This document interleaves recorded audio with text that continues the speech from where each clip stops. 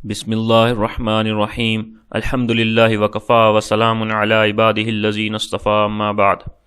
بے شک اللہ تعالیٰ اور اس کے فرشتے رحمت بھیجتے ہیں پیغمبر صلی اللہ علیہ وسلم پر۔ اے ایمان والو، تم بھی آپ صلی اللہ علیہ وسلم پر رحمت بھیجا کرو اور خوب سلام بھیجا کرو۔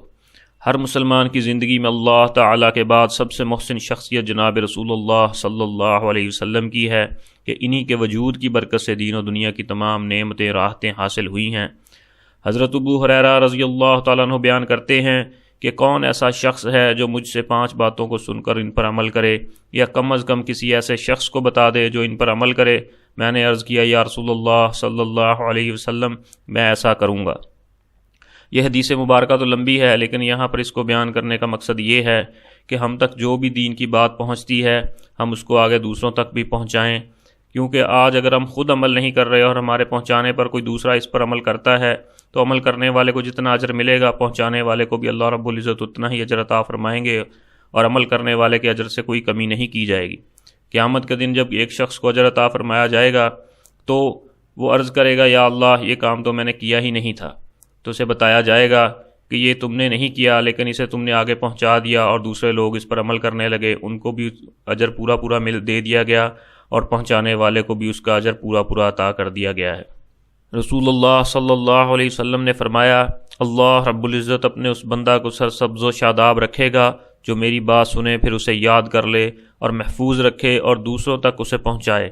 بس بہت سے لوگ فقہ یعنی علم دین کے حامل ہوتے ہیں مگر خود فقیہ نہیں ہوتے، اور بہت سے علم دین کے حامل اس کو ایسے بندوں تک پہنچا دیتے ہیں جو ان سے زیادہ فقیہ ہوں۔ آپ صلی اللہ علیہ وسلم کا ارشاد گرامی ہے کہ سب سے بڑا بخیل وہ ہے جس کے سامنے میرا نام لیا جائے اور وہ درود نہ پڑھے۔ حضور صلی اللہ علیہ وسلم نے فرمایا، قیامت کے دن میرے سب سے زیادہ قریب وہ ہوگا جو مجھ پر زیادہ درود پڑھے گا۔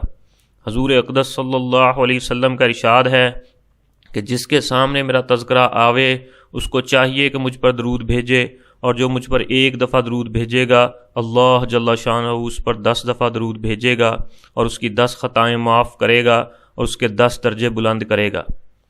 حضرت ابی بن کعب کا بیان ہے، میں نے عرض کیا یا رسول اللہ صلی اللہ علیہ وسلم، میں آپ پر درود بہت پڑھتا ہوں، کتنی بار پڑھا کروں؟ فرمایا جتنا بھی چاہو۔ میں نے عرض کیا اگر ذکر خدا بندی اور دعا کا 1/4 درود کے لیے مقرر کر لوں؟ فرمایا جتنا تم چاہو، اگر زیادہ کر لو تو تمہارے لیے بہتر ہوگا۔ میں نے عرض کیا کل ذکر کا آدھا حصہ درود کو بنا لوں؟ فرمایا تم جتنا چاہو کر لو، لیکن اگر زیادہ کر لو تو تمہارے لیے بہتر ہوگا۔ میں نے عرض کیا کیا 2/3؟ فرمایا جتنا چاہو مگر زیادہ کر لو تو تمہارے لیے بہتر ہوگا۔ میں نے عرض کیا کیا میں اپنی ساری دعا آپ کے لیے کر دوں؟ فرمایا تو ایسی حالت میں تمہارے سارے فکر دور ہو جائیں گے، کام پورے کر دیے جائیں گے اور تمہارے گناہ ساقط کر دیے جائیں گے۔ حضرت عمر بن خطاب رضی اللہ تعالیٰ عنہ نے فرمایا، دعا آسمان و زمین کے درمیان روک لی جاتی ہے جب تک تم اپنے نبی صلی اللہ علیہ وسلم پر درود نہ پڑھو، دعا کا کوئی حصہ اوپر نہیں بڑھنے پاتا۔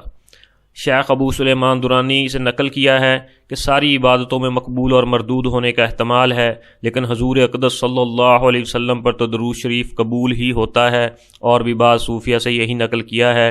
حضرت ابو ہریرہ رضی اللہ تعالیٰ عنہ کی حدیث میں یہ نقل کیا گیا ہے کہ جو شخص جمعہ کے دن عصر کی نماز کے بعد اپنی جگہ سے اٹھنے سے پہلے 80 مرتبہ درود شریف پڑھے، اللہم صلی علی محمد النبی الامی وعلی آلہ وسلم تسلیما، تو اس کے 80 سال کے گناہ معاف ہوں گے اور 80 سال کی عبادت کا ثواب اس کے لیے لکھا جائے گا۔ اللہ رب العزت مجھے بھی اور آپ کو بھی، پوری امت مسلمہ کو آپ صلی اللہ علیہ وسلم کی محبت میں اخلاص کے ساتھ آپ صلی اللہ علیہ وسلم پر کثرت سے درود شریف پڑھنے کی توفیق نصیب فرمائیں، آمین۔